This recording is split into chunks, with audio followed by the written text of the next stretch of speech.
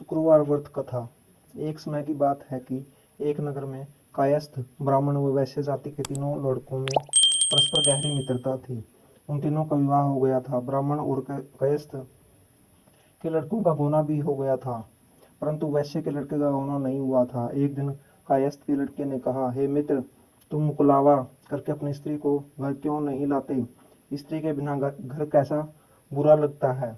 यह बात वैश्य के लड़के को जच गई। वह कहने लगा कि मैं अभी जाकर मुकलावा लेकर आता हूँ। ब्राह्मण के लड़के ने कहा, अभी मत जाओ, क्योंकि शुक्र अस्त है। जब उदय हो जाएगा तब ले आना। परंतु वैश्य के लड़के को ऐसी जिद हो गई कि किसी प्रकार से नहीं माना। जब उसके घर वालों ने सुना तो उन्होंने भी बहुत समझाया, परंतु वह किसी प्रकार से नहीं माना और अपने ससुराल चला गया। उसको आया हुआ देख ससुराल वाले भी चकराए। जब माता का स्वागत सत्कार करने के बाद उन्होंने पूछा कि आपका कैसे आना हुआ? वैश्य पुत्र कहने लगा, मैं अपनी पत्नी को विदा कराने के लिए आया हूँ।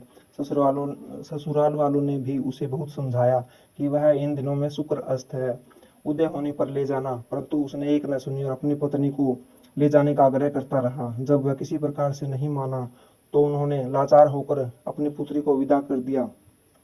वैश्य पुत्र पत्नी के साथ एक रथ में बैठाकर अपने घर की ओर चल पड़ा।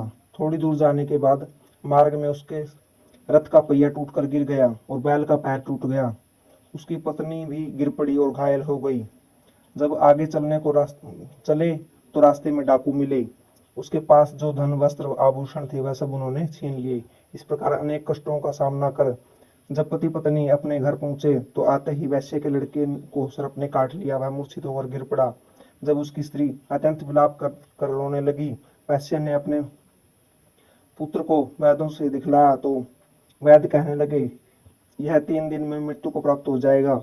जब उसके मित्र ब्राह्मण के लड़के को सारी बात का पता लगा तो उन्होंने कहा, सनातन धर्म की प्रथा है कि जिस समय शुक्र का अस्त हो कोई अपनी स्त्री को ना लाए, परंतु यह शुक्र के अस्त में स्त्री को विदा करवा लाया है। इसके कारण इसे विघ्न उत्पन्न हुआ है। ईद है दोनों ससुराल वापस चले जाएं और शुक्र के उदय होने पर पुनः वापस आए तो निश्चय ही विघ्न टल जाएगा। शेष ने अपने पुत्र पत्नी उसकी पत्नी को शीघ्र ही उनके ससुराल वापस भेज दिया। वहां पहुंचते ही वैश्य पुत्र की मूर्छा दूर हो गई और साधारण उपचार से ही वह सर्प विष से मुक्त हो गया। अपने दामाद को स्वस्थ देखकर ससुराल वाले अत्यंत प्रसन्न हुए। वैश्य पुत्र अपनी ससुराल में ही स्वास्थ्य लाभ करता रहा। जब शुक्र का उदय हुआ तो वह सहर्षपूर्वक अपने ससुराल वालों से उसको अपनी पत्नी को विदा कराने को कहा और उन्होंने अपनी पुत्री को सहित विदा कर दिया। इसके पश्चात पति पत्नी दोनों घर आकर आनंद से रहने लगे। इस व्रत के करने से अनेक विघ्न दूर होते हैं। जय हो शुक्र देवता की।